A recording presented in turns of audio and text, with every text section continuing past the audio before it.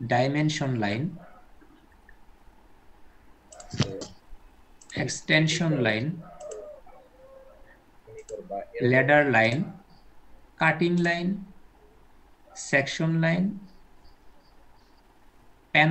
Phantom line, break line, viewing planes. আচ্ছা, আমরা একটা একটা করে আসলে দেখি, তাই না? প্রথমে ভিজিবল লাইন। ভিজিবল লাইনটা হচ্ছে যে যেটা নর্মাল লাইন আর কি, যেটা দিয়ে তোমার অবজেক্টের বিভিন্ন পাশ দেখা যায়, যেমন যে অবজেক্ট লাইন, বিভিন্ন পাশ দেখা যাচ্ছে। এই যে এটা একটা অবজেক্টের লাইন দেখা যাচ্ছে, এটা হচ্ছে ভিজিবল লাইন। হিডেন লাইন হচ্ছে যেমন ধরো এটা একটা গোল চাকতি আছে, তার পিছন দিয়ে একটা লম্বা সিলিন্ডার আকৃতির কিছু আছে। এই যে এই জায়গাটায়, এই যে তোমাদের এটা মনে হয় একবার দেখাইছি, তাই না? আগের ক্লাস আমি আসলে কি যখন তোমাদের ক্লাস নিচ্ছি না, সব উল্টাপাল্টা ক্লাস নিচ্ছি, তো আমি বুঝাইতে পারতেছি না। দেখে পরের এর পরের ক্লাসগুলো থেকে ঠিকঠাক থাকবে। এই যে পিছনের দেখো, পিছনেরটা হচ্ছে হিডেন লাইন। এই যে হিডেন লাইনটা ডটেড এরকম, ঠিক আছে? এটা হচ্ছে হিডেন লাইন। এগুলো তোমরা ডেসক্রিপশন তোমরা একটু পড়ো, তোমাদের শীটগুলো তো সাপ্লাই দেওয়া আছে, একটু পড়ো আর কি। তারপরে হচ্ছে সেকশন লাইন। সেকশন লাইনটা হচ্ছে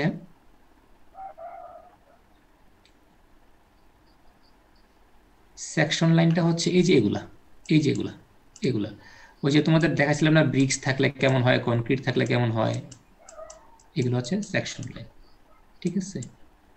সেন্টার লাইন দেখো, সেন্টার লাইন এই যে এবার দাগ একটু টান, আবার দাগ একটু টান, আবার দাগ একটু টান, আবার দাগ, এটা হচ্ছে সেন্টার লাইন। সেন্টার লাইনটা থাকে হচ্ছে সেন্টারে। তোমরা কিন্তু কোশ্চেন করো যে এটা কোথায় থাকে না থাকে, যদি না বুঝতে পারো আর কি। বোঝার কথা এগুলো ইজি আছে, আর শীটটা মোটামুটি যে সেকশন লাইনটা কোথায় ব্যবহার হয়?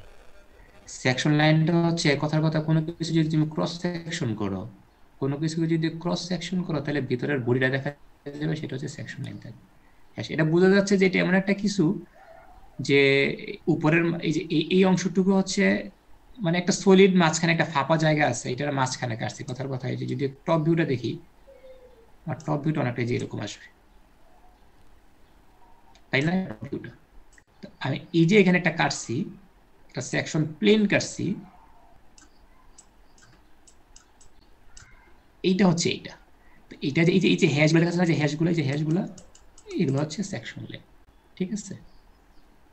বুঝতে পারছো তুমি? জি স্যার। আচ্ছা, সেন্টার লাইন হচ্ছে কোনো সার্কেলের সেন্টারে থাকবে, সেটা ওই যে এইভাবে একটু একটা বড় দাগ থাকবে, একটা ছোট থাকবে, একটা বড় থাকবে, একটা ছোট থাকবে, একটা বড় থাকবে, একটা ছোট থাকবে, এরকম আর কি সেন্টার লাইন। তারপরে আসো, আসো কি ডাইমেনশন লাইন। ডাইমেনশন লাইন হচ্ছে এই যেগুলা, ডাইমেনশনের মধ্যে কোনো এটা দেখাছিলাম, ডাইমেনশন হচ্ছে এই যেগুলো, যেখানে ডাইমেনশন থাকে, এটা হচ্ছে ডাইমেনশন লাইন। এই যে এগুলো হচ্ছে ডাইমেনশন লাইন, ঠিক আছে? উইথ অ্যারো হেডস, এটা ইম্পর্টেন্ট কিন্তু, অ্যারো হেডস। এই যে এই মাথাটা, এই যে এই মাথাটা, অ্যারো হেডস। তারপর হচ্ছে এক্সটেনশন লাইন। এক্সটেনশন লাইনটা হচ্ছে ধরো যে এটা হচ্ছে একটা বডি, এটা হচ্ছে একটা বডি, এই বডি থেকে আমি যদি ডাইমেনশন দেই, যেমন ধরো এইটুকু হচ্ছে 38, আর এই পুরোটা হচ্ছে 64 রাখা যাইতো, তাই না? এই লাইনটা এই পর্যন্ত রাখতে হইতো, কিন্তু না, আমি এটা টাইনা একটু বড় করে দিচ্ছি, সেটাকে বলা হয় এক্সটেনশন লাইন, ঠিক আছে? তারপরে ল্যাডার লাইন, এটা তোমাদের বলছিলাম ল্যাডার লাইনের কথা, যে কোনো কিছু যদি ক্ল্যামজি হয় আমাদের, ক্লেমজি হওয়ার, ক্লেমজি থেকে আমাদেরকে মানে ক্লেমজি তো না হয়, সেজন্য আমরা একটা একটা টান দিয়ে এখানে লিখি। যেমন ধরো এটা একটা কিছু আছে, এখানে লিখলাম, যেমন ধরো 5 মিলিমিটার ডায়া। তো এই যে বাইরে নিয়ে লিখলাম, এটা এই যে এটা হচ্ছে ল্যাডার লাইন, ঠিক আছে? এগুলো একটু কিভাবে নিয়ম নীতি আছে একটু পড়ে নিবা, ঠিক আছে? আচ্ছা, অ্যারোহেডের কথা এখানে বলা আছে, দেখো অ্যারোহেডটা 1:3, খেয়াল করে দেখো এই কথাটার মানে বুঝো কিনা। যদি এটা থিকনেস হয় 1, তাহলে এটার লেংথ হবে 3। মানে যদি থিকনেসটা হয়, ধরো এটা যদি এরকম হয় না, ধরো এই যে এটা হচ্ছে ধরো থিকনেস, এটা যদি হয় 1, তাহলে এই মাথাটা এই পর্যন্ত হবে 3। এটা কিন্তু অনেকে বেসাইজ করে ফেলো, খাতা যখন আঁকবে দেখবে নিজেদের থেকে বেসাইজ হয়ে গেছে, এটা খারাপ দেখা যায়। এই জন্য এটা একটু খেয়াল রাখবো, 1:3 এর কথা, ঠিক আছে? কাটিং প্লেন, তোমাদের ওই যে সেকশন লাইন দেখাছিলাম না, সেকশন লাইনে যে এখানে এই যে এই লাইনটা হচ্ছে কাটিং প্লেন, এই লাইনটা। আর এগুলো হচ্ছে সেকশন লাইন, আর এই যে এটা হচ্ছে কাটিং প্লেন, এইটা এই লাইনটা, ঠিক আছে। কাটিং প্লেন, তারপর হচ্ছে ব্রেক লাইন। ব্রেক লাইনটা তোমাদের দেখাইছিলাম যে অনেক লম্বা জিনিস থাকলে মাঝখানে ব্রেক লাইন হচ্ছে ব্রেক লাইন, এই যে break line, long break line, short break line, cylindrical break line. আচ্ছা, যখন সিলিন্ডার থাকে তখন এই যে ব্রেক লাইনটা আবার এরকম হয়, ঠিক আছে, এটাকে বলা হয় সিলিন্ডারিক্যাল ব্রেক লাইন। আচ্ছা,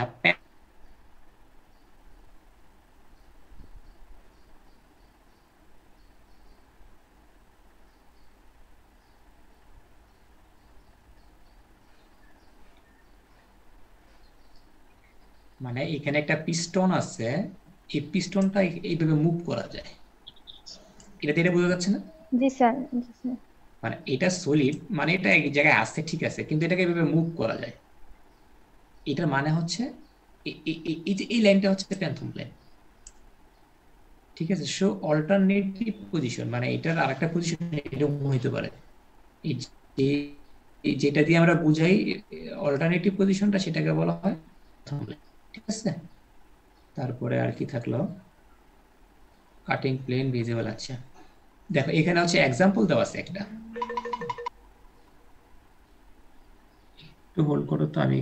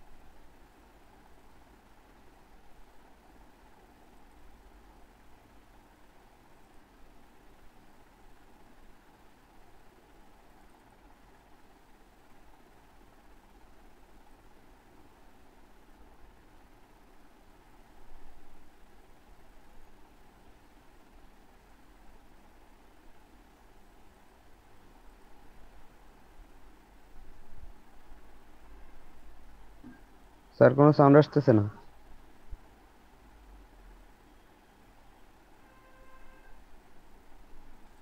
তার কথা বলতেছিল আমার সাথে।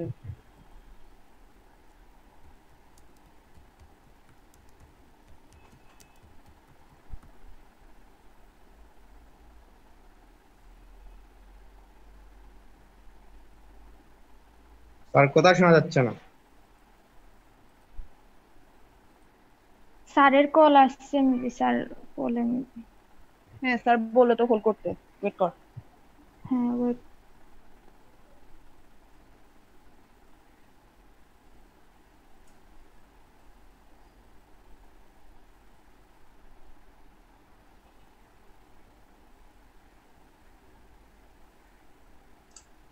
সরি আমার কল আসছিল একটা।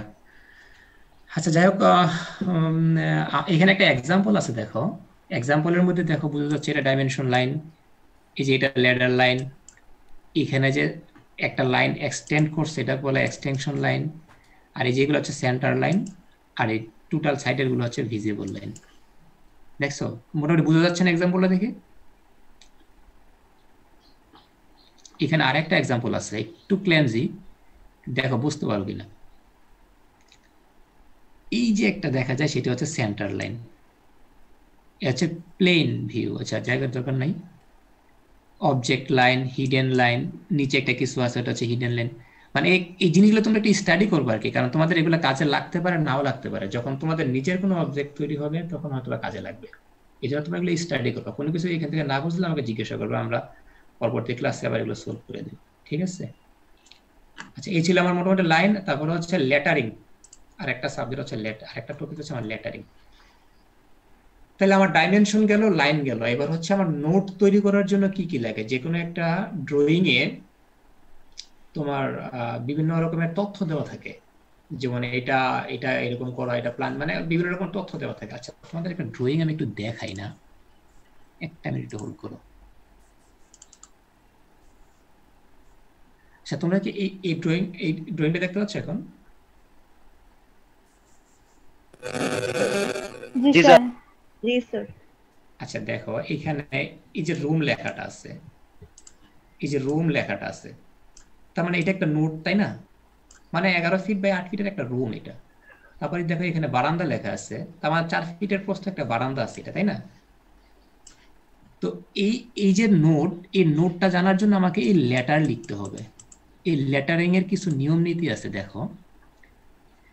এই যে এটা হচ্ছে lettering engineering drawing, lettering is use to, বুঝতে পারছো তো লেটারিংটা আমরা কেন লাগবে? লেটারিংটা লাগবে হচ্ছে আমাদের এই যে বিভিন্ন নোট, যেমন ধরো প্ল্যান ওভার প্লিন্থ, ঠিক আছে? এই প্লিন্থের উপরে হচ্ছে এই প্ল্যানটা এরকম, যে তার মানে কি এই লেখাগুলো আমার লেখা লাগবে PLAN, মানে আমার লেটারিংটা লাগবে, মুদ্রা কথা আমার লেটারিংটা লাগবে, ঠিক আছে? তাহলে লেটারিংটা কেন কি আমি একটু পড়ি।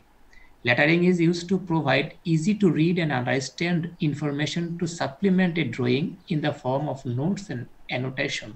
আমরা নোট আকারে যেগুলো দিই সেখানে লেটারিংটা লাগে। Lettering is an essential element in both traditional drawing and computer aided design. CAD-এও লাগে, traditional drawing-এও লাগে। Thus it must be written with legibility, uniformity. Shape and space between letters and words হচ্ছে legibility। তারপর হচ্ছে size and line of things, thickness হচ্ছে uniformity, মানে তোমার নির্দিষ্ট সাইজে দিতে হবে, শেপে দিতে হবে, মাঝখানে স্পেসিংটা ঠিক দিতে হবে, এগুলো নিয়ম নীতিটা পরে আছে, ঠিক আছে?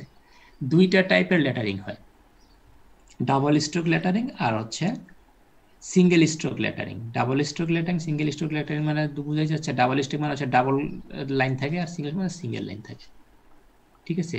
এইখানে কিছু নিয়ম নীতি আছে, দেখো কিছু নিয়ম নীতি আছে, এই নিয়মগুলো তোমরা একটু মনে রাখবা। সেটা হচ্ছে use all capital letters.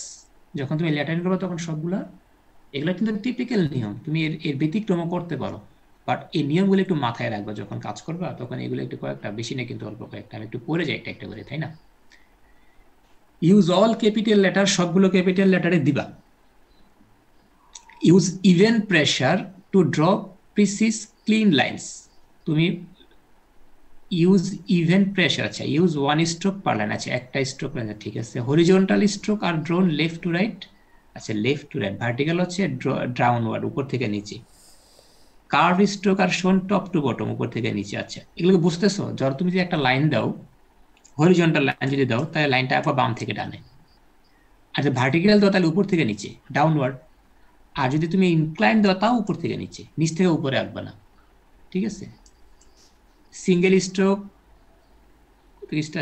Always skip A space between rose of letters, দুইটা রো এর মধ্যে বিটুইন রোজ অফ লেটার্স। আচ্ছা অলওয়েজ স্কিপ এ স্পেস, একটা স্পেস দিবা বিটুইন রোজ অফ লেটার্স, লেটারের বিভিন্ন প্রত্যেকটা লেটারের মাঝখানে একটা করে স্পেস দিবা। স্কিপ এ স্পেস মানে কি স্পেস দিতে মানা করবো? আচ্ছা যাক, আমরা সামনে আরো ডিটেলস দেওয়া আছে, আমি দেখতেছি। Very light guided lines, acha fraction are letter twice the 100 of 19 letters, acha fraction bars are always drawn horizontal. Use medium lead for, acha medium lead এটা হচ্ছে পেন্সিলের সাইজ বলছে আর কি। Use hand lead for drawing guidelines, এটাও পেন্সিলের একটা size বলছে। HB 2B size গুলো বলছে না, এটা নরমাল লেটারিং এর জন্য মিডিয়াম লিড, আর হ্যান্ড লিডের জন্য হচ্ছে, গাইড লাইনের জন্য হচ্ছে।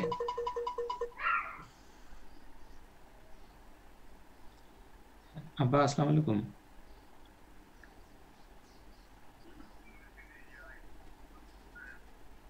ও আচ্ছা আচ্ছা, আবার আমি আপনাকে যে 10 মিনিট পরে একটু কল দিতেছি আর কি, আমি একটা ক্লাসে তো। আচ্ছা আমি ফোন দিচ্ছি। আসসালামু আলাইকুম। আচ্ছা তাহলে কোথায় ছিলাম আমরা? নিয়ম নীতিগুলো তোমরা একটু পড়বা আর কি, ঠিক আছে? দেখো বেসিক অফ সি, বলো। পেন্সিল কি তিনটাই কিনতে হবে নাকি একটা কিনলে হবে? শোনো, যদি তুমি খুব ভালো ড্র করতে চাও তাহলে তিনটাই কিনা উচিত, আর যদি না, ঠিক আছে মোটামুটি আমাদের সিভিল ইঞ্জিনিয়ারদের জন্য তো অ্যাকচুয়ালি আমরা তো আসলে কি ভালো কথা মনে করছি, আমরা তো আসলে ল্যাবে কাজ করতে পারতেছি না, তাহলে পেন্সিল ব্যাপারটা এখন একটু স্কিপ করে যাওয়া ভালো। আমরা তো আসলে ক্যাডে কাজ করবো, তাই না? ল্যাবে কাজ করলে আমি বলতাম, আমার পরামর্শ হচ্ছে ল্যাবে কাজ করে যদি তুমি ভালো কাজ করতে চাইতে তাহলে 3টা পেন্সিল ইউজ করা উচিত। আর যদি না, ঠিক আছে নর্মাল পার হয়ে যাওয়ার মতো, তাইলে যে কোনো একটা হইলেই হবে। আমি অবশ্যই এগুলো নিয়ে খুব বেশি প্রেশার দিই না, 3টা হইলেও হবে, একটা হইলেও হবে, অসুবিধা নেই। না আমার আসলে মেন ইস্যুটা হচ্ছে এই দাগের থিকনেস, ঠিক এগুলোর উপর। আমার মেন ইস্যুটা হচ্ছে যে তুমি তোমার ভাবটা প্রকাশ করতে পারছো কিনা।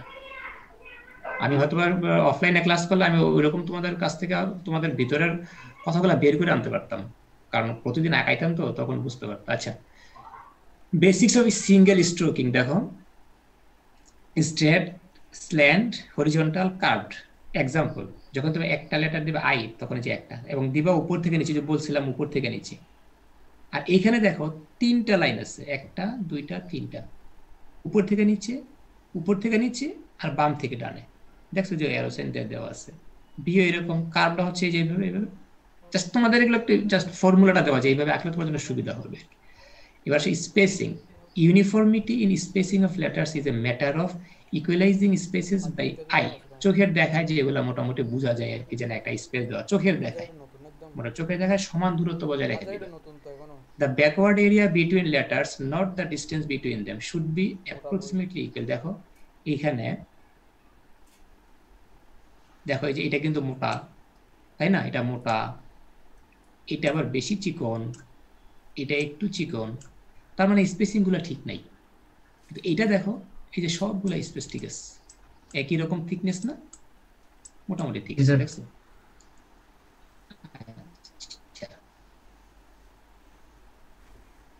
তারপর হচ্ছে দেখো, যদি দুই পাশে দুইটা এরকম এরকম লাইন থাকে, যেমন কথার কথা এম আর এম, তাই না?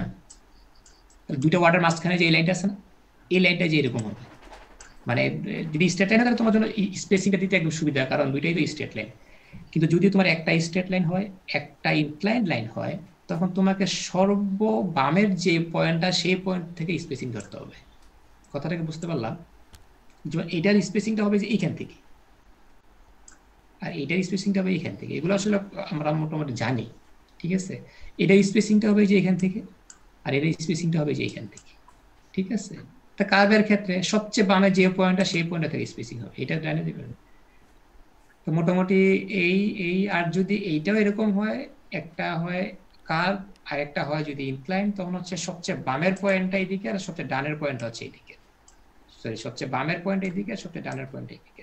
এই দুইটা পয়েন্টের স্পেসিং হবে, ঠিক আছে? দেখো যে এই জায়গা এই পয়েন্টটা থেকে একটা যদি স্ট্রেট লাইন আঁকো, আর এই পয়েন্টটা থেকে যদি একটা স্ট্রেট লাইন আঁকো, তাহলে এই স্পেসিংটা হচ্ছে আমার স্পেসিং, ঠিক আছে? ওকে ওকে, আর কি আছে? Drawing scale. আচ্ছা, এটা হচ্ছে তোমাদের প্র্যাকটিসের জন্য, এটা আপাতত তোমরা শীটটা তোমাদের কাছে থাকুক, তোমাদের ড্রয়িং প্র্যাকটিসের জন্য এটা শীটটা আমি দিতেছিলাম। তো যেহেতু প্র্যাকটিস আপাতত দরকার নাই, তোমাদের পরে যখন ক্যাডে ঢুকবো তখন হয়তো আমি এই জিনিসগুলো আবার একটু দেখাবো আর কি, ঠিক আছে? তোমাদের মোটামুটি আজকে আমার ক্লাস এই পর্যন্তই।